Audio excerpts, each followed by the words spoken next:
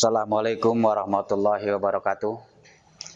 Alhamdulillah, puji syukur pada Allah Subhanahu wa taala, Tuhan Yang Maha Kuasa. Pada hari ini kita dipertemukan kembali dalam rangka kita belajar secara online. Salam sejahtera bagi kita dan salam sehat selalu. Jangan lupa pakai masker selalu dimanapun berada. Baiklah, di sini saya akan membawakan materi sejarah untuk pelajaran kelas 10, di mana pada bab awal ini kita akan mempelajari tentang menelusuri peradaban awal di Kepulauan Indonesia. Sebagaimana kita ketahui bahwa Kepulauan Indonesia itu merupakan pertemuan ketiga lempeng bumi, di mana akibat daripada pertemuan lempeng bumi ini efeknya adalah kita merupakan negara yang rawan bencana, baik itu rawan bencana gempa tektonik maupun gempa vulkanik. Baik, di dalam bab ini kita masuk kepada materi pertama, yaitu sebelum mengenal tulisan. Penggunaan istilah prasejarah untuk menggambarkan kehidupan budaya manusia saat sebelum mengenal tulisan ini kurang tepat.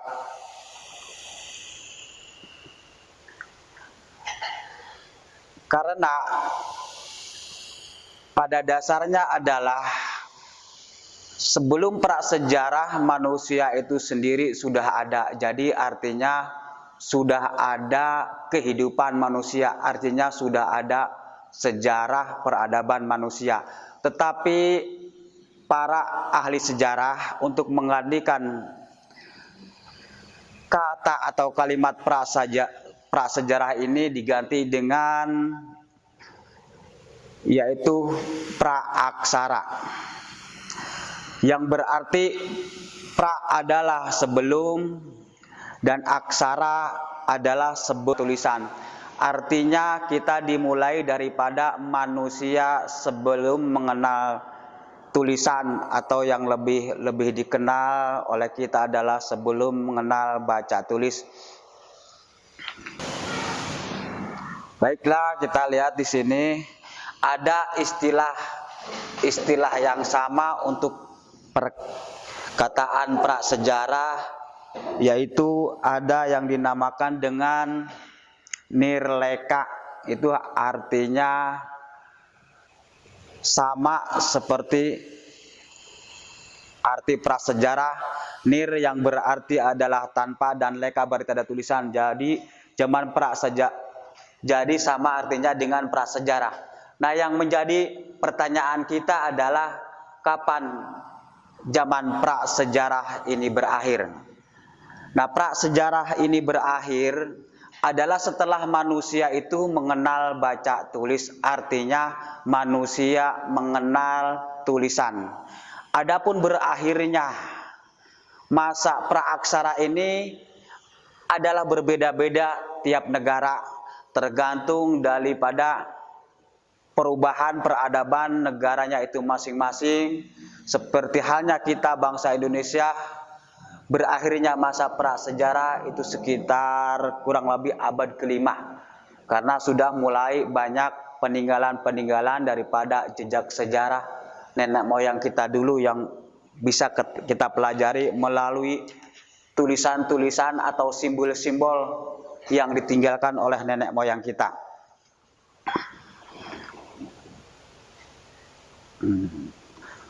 Untuk menyelidiki praaksara, para sejarawan harus menggunakan metode penelitian ilmu arkeologi dan juga menggunakan ilmu alam seperti geologi dan biologi. Kenapa demikian? Karena dengan ilmu ini akan terkuak atau akan diketahui peradaban itu berlangsung sampai berapa tahun lamanya, kemudian sampai generasi berapa, kemudian lingkupnya adalah bagaimana situasi atau kondisi masyarakat kita pada zaman dahulu. Karena ilmu arkeologi ini adalah salah satu ilmu yang mempelajari, mengkaji atau bukti-bukti atau jejak tinggalan fisik seperti lempeng, artefak, monumen, candi dan sebagainya. Kemudian geologi adalah ilmu yang berkenaan dengan pengkajian usia lapisan bumi. Kemudian biologi adalah ilmu yang berkenaan dengan kajian ragam hayati atau tumbuhan, flora maupun fauna yang ada di bangsa kita ini atau di wilayah kita ini. Arti penting daripada pembelajaran sejarah kehidupan zaman praaksara adalah yang pertama adalah kesadaran akan asal usul kita umat manusia.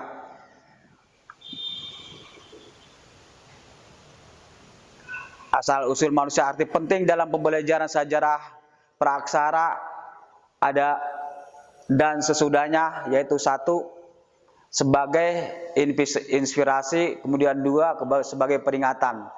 Jadi yang dulu kita pelajari di dalam teori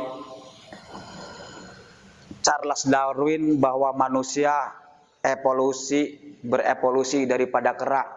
Ini adalah teori ini bisa terbantahkan setelah di abad ke-20 diketemukannya tentang ilmu genetika, bahwa ternyata genetika kita manusia dengan fosil atau yang oleh ilmuwan Charles Darwin katakan itu sungguh jauh berbeda. Jadi disinilah kita manfaatnya daripada untuk mempelajari prasejarah itu tentang asal usul kita umat manusia, walaupun berbagai teori, berbagai kajian-kajian ilmiah yang berlangsung sampai saat ini. Mudah-mudahan dengan kajian ilmu dan teknologi modern bisa diketemukan lebih ilmiah lagi. Nah, dari arti penting yang pertama sebagai inspirasi kita umat manusia dalam hidup sejarah di dunia ini selalu mengembangkan olah pikir kita. Kemudian sebagai peringatan, artinya kita harus senantiasa belajar daripada sejarah. Ingat, founding father kita, Bapak Presiden Soekarno selalu mengatakan jas merah, artinya jangan lupakan sejarah. Karena dengan sejarah ini kita bisa memetik hal-hal yang positif dan bisa mengesampingkan hal-hal yang negatif. Dan hal yang positif kita kembangkan demi kemajuan bangsa kita ke depan dengan generasi-generasi milenial. Yang kita ketahui adalah kita punya penduduk yang sangat besar sekali di Asia ini. Terus yang kedua, nah itulah dari sekedar paparan tentang manusia, peradaban manusia melalui prasejarah atau sebelum, atau yang lebih dikenal dengan praaksara atau lebih dikenal dengan Nirleka. Jadi itulah yang dipaparkan, mudah-mudahan kita bisa mengambil pelajaran daripada kehidupan nenek moyang kita zaman dahulu. Lalu apakah zaman praaksara ini masih ada di dalam kehidupan kita sehari-hari? Entah itu di dalam peninggalan-peninggalan peralatan-peralatan rumah tangga, atau pola hidup, atau pola bermasyarakat, atau pola bangunan, atau pola sosialisasi. Inilah semuanya masih berlangsung di zaman modern ini daripada contoh-contoh tersebut. Jadi artinya masih berlangsung kehidupan atau pola-pola yang dikembangkan oleh nenek moyang. Nah, mungkin ini. Kemudian yang kedua adalah kita masuki kepada terbentuknya Kepulauan Indonesia. Sebagaimana tadi di awal telah dikatakan bahwa kita ini adalah merupakan gugus pulau pertemuan ketiga lempeng di mana ketiga lempeng ini bisa mempengaruhi struktur daripada bumi ini. Nah, sebelum menerangkan ke situ, terlebih dahulu kita akan menerangkan proses tentang evolusi bumi. Ini adalah di mana bumi selalu berevolusi dari semenjak terciptanya alam semesta ini melalui kajian-kajian yang mungkin oleh para ilmuwan barat dikenal dengan teori Big Bang, yaitu teori ledakan besar, di mana atau lebih yang dikemukakan oleh ilmuwan abad ke-20 yaitu John Hawking dari Inggris. Beliau mengatakan bahwa bumi ini seperti gumpalan gas yang sangat besar. Kemudian lama-lama gas ini meledak. Nah, sehingga hanya tersisa adalah energi proton, neutron, dan elektron. Nah, jadi bumi ini selalu berevolusi sampai sekarang karena akibat daripada pergesekan pertemuan ketiga lempeng tersebut, sehingga struktur bumi akan mengalami perubahan-perubahan. Baiklah, proses evolusi bumi ini bisa kita bagi menjadi ke dalam 4 tahapan,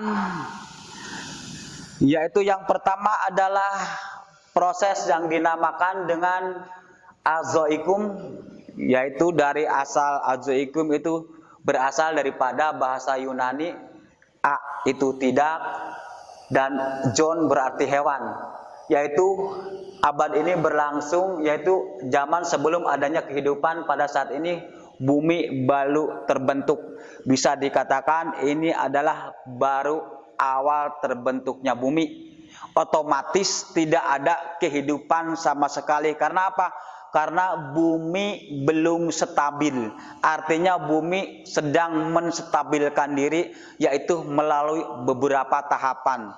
Yaitu yang pertama adalah azoikum, yaitu dari bahasa Yunani. Ingat ya, dari bahasa Yunani, bukan bahasa Yutati ya. Baiklah, itu hanya sekedar intermezzo. Baiklah, kita masuk ke dalam tahapan yang kedua, yaitu tahapan kedua adalah Paleozoikum, yaitu zaman purba ini ya. Zaman purba ini, nah ini ya, lewat dah. Zaman purba tertua pada masa ini sudah meninggalkan fosil flora dan fauna kira-kira 3 juta tahun, 35 juta tahun. Jadi artinya pada zaman ini sudah ada jejak kehidupan. Ya, sudah mulai ada jejak kehidupan. Dari mana kita tahunya? Karena adanya bukti fosil daripada flora dan fauna. Artinya sudah ada jejak kehidupan. Ini zaman ini kira-kira berlangsung selama 35 juta tahun. Nah, kemudian yang fase yang ketiga adalah fase Mesozoikum. Nah, mungkin ini di sini ada kesalahan tulisannya Mesozoikum ya. Ini nanti kalian bisa rubah menjadi yang ini nih. Nah, ini Mesozoikum, yaitu zaman purba tengah. Pada masa ini hewan mamalia, amfibi, burung dan tumbuhan berbunga mulai ada. Kira-kira ini berlangsung 140 juta tahun. Artinya di sini udah ada hewan mamalia, hewan yang menyusui. Ya, kira-kira seperti amfibi, terus hewan-hewan yang menyusui seperti binatang-binatang lainnya. Kemudian juga ada burung dan lain sebagainya. Ini sudah melalui ada kehidupan buat mengisi, mendiami alam semesta ini. Berarti sudah ada perubahan siklus, yaitu yang pertama daripada suhu, kemudian cuaca, kemudian struktur bumi itu sendiri sudah mulai bisa untuk menumbuhkan kehidupan, sehingga hiduplah hewan-hewan yang bisa menghidupi pada zaman ini. Kemudian yang keempat adalah Neozoikum. Nah, ini juga salah ya. Harusnya Zoikum bukan Zoikung. Ya maaf ya, ini kesalahan cetak. Yaitu zaman purba baru. Nah, dimulai sejak 60 juta tahun yang lalu. Zaman ini dapat dibagi menjadi dua tahap, yaitu tersier dan kuarter. Zaman es mulai menyusut dan makhluk tingkat tinggi manusia mulai hidup. Nah, artinya pada fase Neozoikum ini disebut zaman purba baru. Manusia atau alam atau bumi yang kita diami ini sudah bisa didiami dengan yang namanya makhluk manusia. Ya, artinya manusia sudah ada sejak fase keempat ini, yaitu masa fase Neozoikum. Karena kenapa demikian? Ya, kalau kita proses dari awal, ya, dari tadi masa Azoikum sebelum adanya kehidupan, kemudian ke masa Paleozoikum sudah ada mulai tumbuh flora dan fauna, kemudian masa Mesozoikum sudah mulai ada binatang-binatang mamalia atau binatang menyusui. Nah, kalau kita tarik daripada awal tadi, masa Azoikum tadi, dari masa pertama ini bumi baru mulai mengadakan evolusi. Artinya posisi bumi ini suhunya tinggi. Otomatis yang dinamakan dengan makhluk-makhluk tingkat tinggi seperti manusia belum bisa hidup, atau seperti binatang-binatang belum bisa hidup, atau seperti binatang-binatang mamalia lainnya belum bisa hidup. Kenapa? Kandungan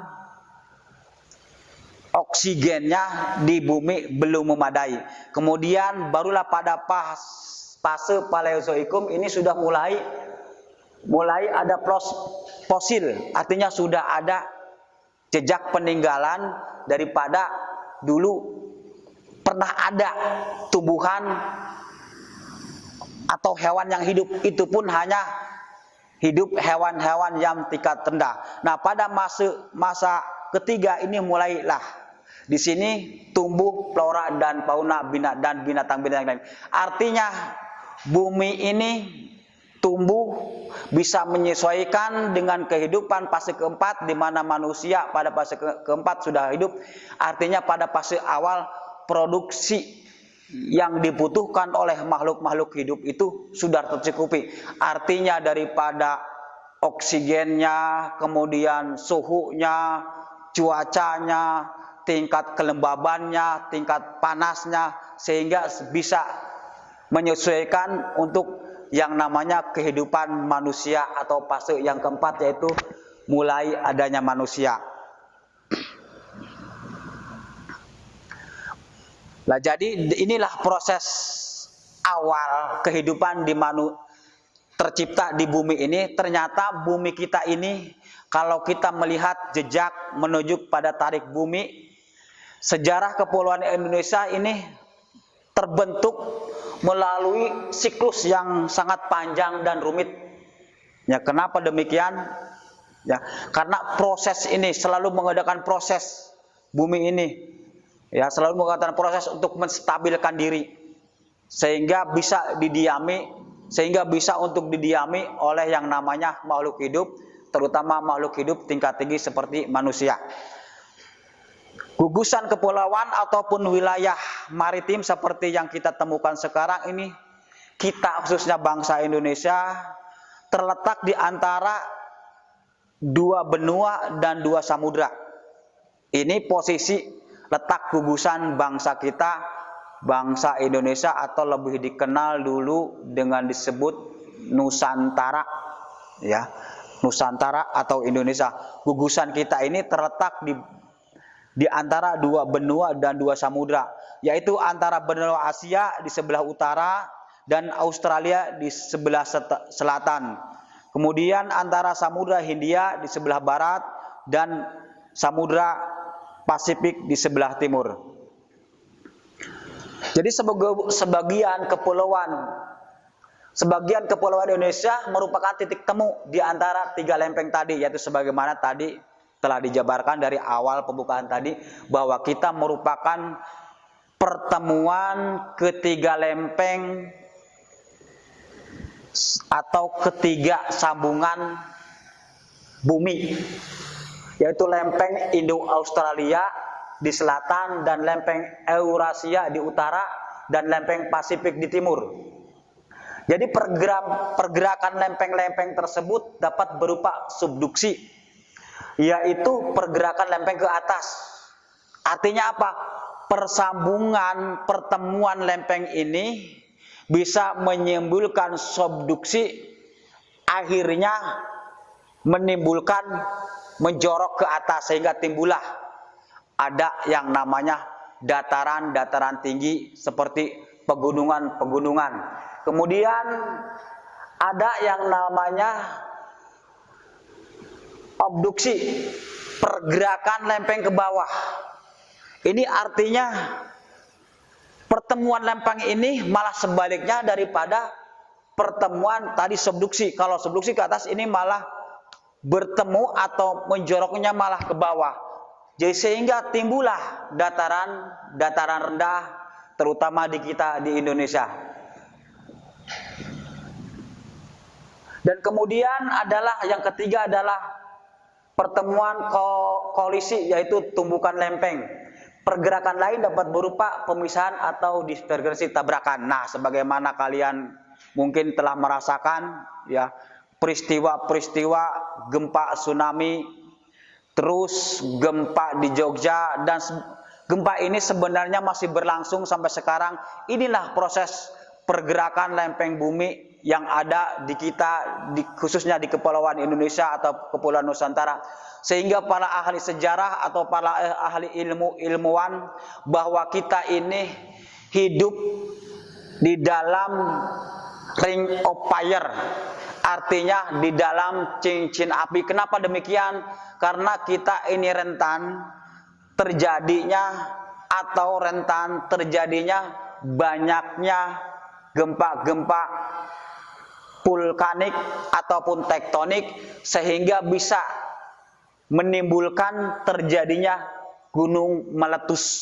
Nah, inilah yang bisa menyebabkan, sehingga kalau kita mengutip pendapat ilmuwan Harun Yahya bahwa kita ini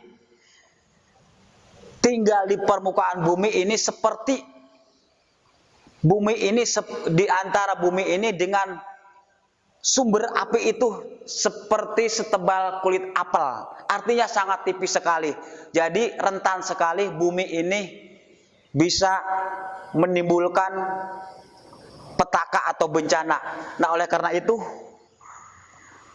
kita sebagai yang mendiami bumi, supaya proses kehidupan kita berjalan terus, supaya proses kita manusia punya peradaban yang lebih tinggi, sebagaimana tadi dalam judul kita adalah untuk melihat peradaban yang dititik beratkan di sini adalah peradaban manusia, karena manusia yang bisa menciptakan peradaban itu sendiri dengan melalui pola pikirnya.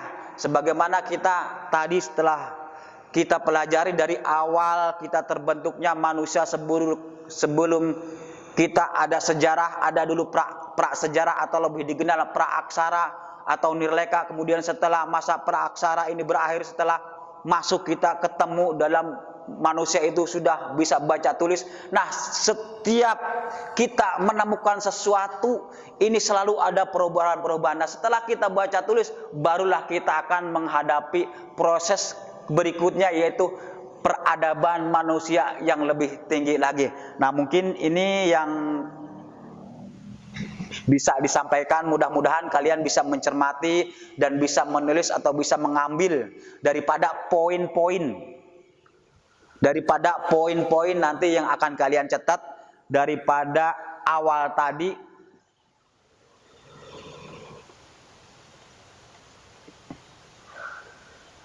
Jadi daripada awal tadi, yaitu dari awal pertama manusia sebelum mengenal tulisan, apa prosesnya, bagaimana sampai manusia itu mengenal tulisan. Karena sejarah itu selalu berlangsung, sampai sekarang pun berlangsung. Oleh karena itu dengan adanya mata pelajaran ini Bapak harapkan kalian yang pertama adalah lebih mencintai terhadap sejarah dan perkembangan bangsa kita sendiri, terutama kita dianugerahi kepulauan, gugusan kepulauan yang sangat besar dan yang sangat banyak. Kemudian dengan kita mempunyai dua iklim, dua musim, yang dimana kedua musim ini kalau kita kaji secara ilmu ekonomi adalah merupakan yang sangat manfaat besar sekali terhadap perekonomian kita. Kemudian kita dianugerahi gugus pulau atau cuaca atau iklim-iklim yang sangat cocok untuk kehidupan dan menarik bangsa-bangsa lain untuk mengembangkan atau menarik minat bangsa lain untuk datang ke negara kita. Nah, kemudian yang kedua adalah dengan adanya bidang studi ini kalian lebih mencintai bangsa kalian sendiri. Dengan apa? Dengan kalian rajin belajar, tekun belajar, selalu berinovasi dengan teknologi di zaman modern ini, selalu mengembangkan inovasi, selalu menemukan hal baru yang bernilai positif tentunya yang bisa dikembangkan, baik itu bermanfaat bagi diri kalian sehingga kalian punya nilai manfaat di masyarakat, kemudian bisa juga bermanfaat bagi orang banyak sehingga bisa menimbulkan perubahan dan kondisi peradaban yang lebih tinggi ini. Mungkin inilah yang Bapak sampaikan, mudah-mudahan kalian bisa menyimak dan bisa menulis, bisa memperhatikan, bisa merangkum inti daripada proses tadi dari awal peradaban manusia sebelum mengenal sejarah. Kemudian yang kedua adalah proses terbentuknya bumi ini. Kalau kita terangkan secara rinci mungkin akan lebih jelas lagi, dan Bapak harapkan kalian mencari sumber-sumber sejarah yang lain. Ingat, sumber sejarah yang lain yang sudah disepakati oleh ahli sejarah kita, oleh ahli sejarah daripada Departemen Pendidikan dan Kebudayaan yang dinaungi dan dikembangkan oleh pemerintah. Mungkin ini Bapak ucapkan terima kasih. Assalamualaikum warahmatullahi wabarakatuh. Salam sehat selalu, salam sejahtera.